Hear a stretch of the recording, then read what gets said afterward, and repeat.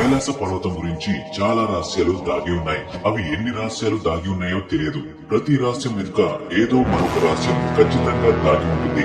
ఈ రోజు మనం ఆ రహస్యాల గురించి మాట్లాడుకోబోతున్నాం. మీకు ఈ వీడియో ఏదైనా ఇంట్రెస్టింగ్ సినిమా యొక్క స్క్రిప్ట్ లాగా అనిపించవచ్చు, కానీ అది అలా కాదు. ఈ రోజు మనం కైలాస పర్వతానికి సంబంధించిన కొన్ని రహస్యాల గురించి తెలుసుకుందాం. ఫ్రెండ్స్, వీడియోని చూసే ముందు వీడియోని లైక్ చేసి మా ఛానల్ ని తప్పకుండా సబ్స్క్రైబ్ చేసుకోండి.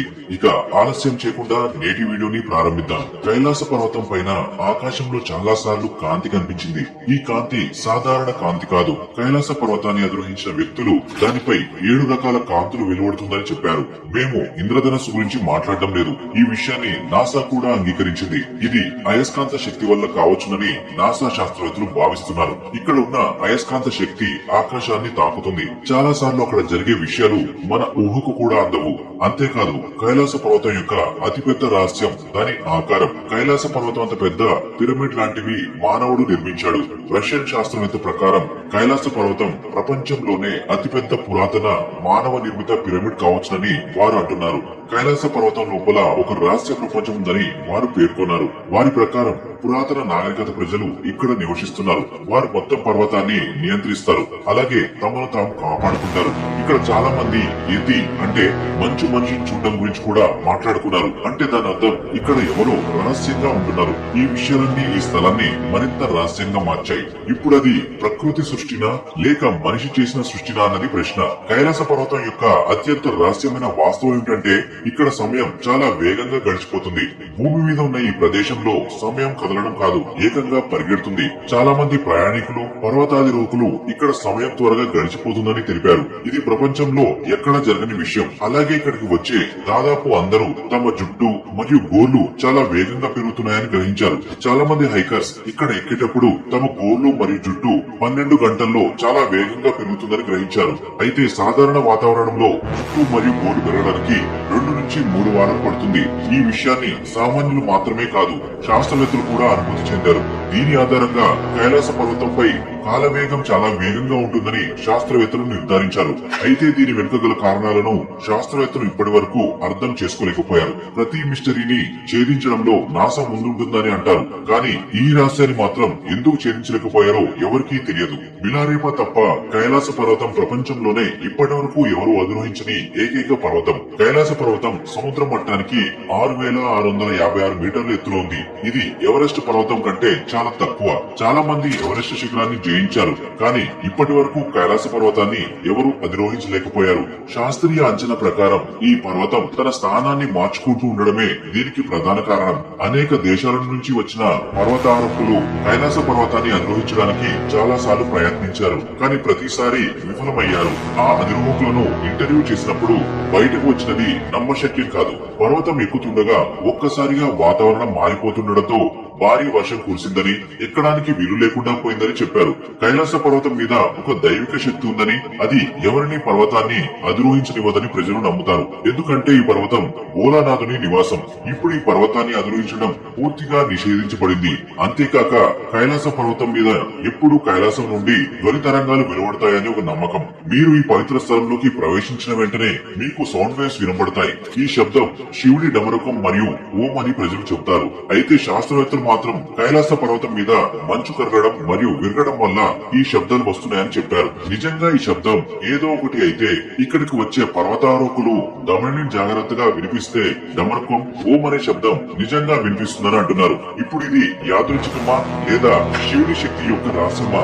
మీరేమనుకుంటున్నారో కామెంట్ చేయండి. దక్షిణం నుంచి చూస్తే కైలాస పర్వతంపై స్వస్తిక్ కనిపిస్తుంది. సూర్యుడు అస్తమిస్తున్నప్పుడు మాత్రమే ఇది జరుగుతుంది. సూర్యాస్త సమయంలో స్వస్తిక లాగా కనిపించే నీడను సూర్యుడు ఆ పర్వతంపై తన కిరణాలు ప్రసరింపజేస్తాడు. ఇది పర్వతంపై స్వస్తిక అని రాసినట్లు కనిపిస్తుంది. ఈ స్వస్తిక ఒక మతపరమైన చిహ్నం. దీనిని హిందువులు శుభ సంకేతకంగా భావిస్తారు. దీనితో పాటు పర్వతం పైభాగంలో గడ్డకట్టిన మంచు కూడా అతీంద్రియ శక్తిని ప్రదర్శిస్తుంది. ఆ పర్వతం పైన మంచు కురిసినప్పుడు అది ఓం ఆకారంగా మారుతుంది. దీన్ని చూస్తే పర్వతంపై ఓం అని రాసినట్టు అనిపిస్తుంది. అంతేకాదు, కైలాస పర్వతంపై దిక్సూచి కూడా పనిచేయదు. వాస్తవానికి ఈ యాక్సిస్ ముండి కాస్మిక్ అక్షానికి కేంద్రం. యాక్సిస్ ముండి అంటే సెంటర్ ఆఫ్ ది వరల్డ్ అనే అర్థం. సెలెస్టియల్ పోల్స్ మరియు జియోలాజికల్ పోల్స్ యొక్క కేంద్రం. ఇది ఆకాశం మరియు భూమిని కలిపే బిందువు. అక్కడ 10 దిశలు కలుస్తాయి. ఇక్కడ ఉత్తర మరియు దక్షిణ ధ్రువం ఒకటికొకటి ఎదురుపడతాయి. అటువంటి పరిస్థితిలో దిక్సూచి అంటే కంపాస్ ఇక్కడ పనిచేయదు. శాస్త్రవేత్తల ప్రకారం యాక్సెస్ ముండి కూడా అతీంద్రియ శక్తి ప్రభావితం చేసే ప్రదేశం. ఇది భౌతిక ప్రపంచం మరియు ఆధ్యాత్మిక ప్రపంచం మధ్య అనుసంధానానికి కేంద్రం. కైలాస పర్వతంపై 2 సరస్సులు ఉన్నాయి. మొదటిది ప్రపంచంలోనే అత్యంత ఎత్తులో ఉన్న మానస సరోవర్ సరస్సు. ఇది అతిపెద్ద మంచినీటి సరస్సు. మానస సరోవరం అనే పదం సంస్కృతం నుండి ఉద్భవించింది. ఇది 2 పదాల కలయిక. మన అంటే మనిషి మరియు సరోవర్ అంటే సరస్సు. ఈ సరస్సు 320 చదరపు కిలోమీటర్ల విస్తీర్ణంలో విస్తరించింది మరియు ఈ సరస్సు ఆకారం సూర్యుని పోలి ఉంటుంది.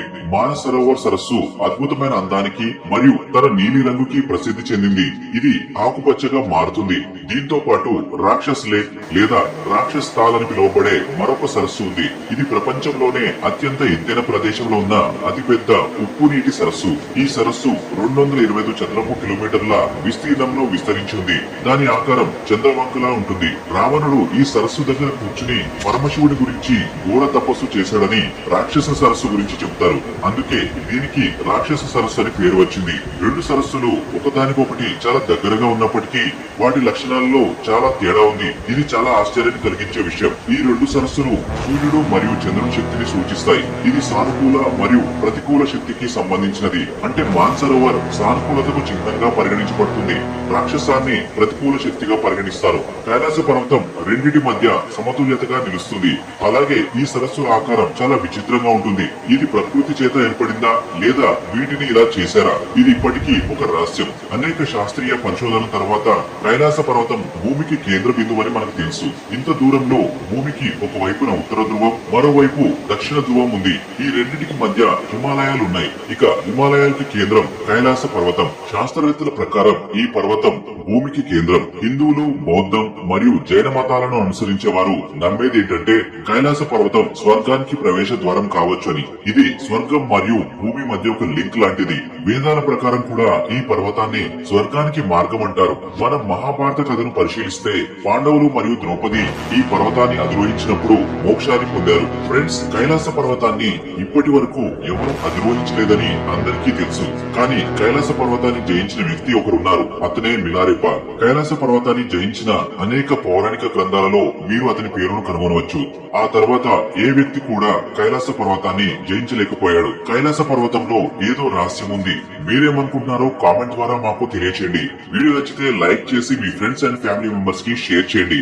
ఛానల్ ని సబ్స్క్రైబ్ చేసుకుని పక్కనే ఉన్న బెల్ ఐకాన్ ని యాక్టివేట్ చేసుకోండి. Thanks for watching.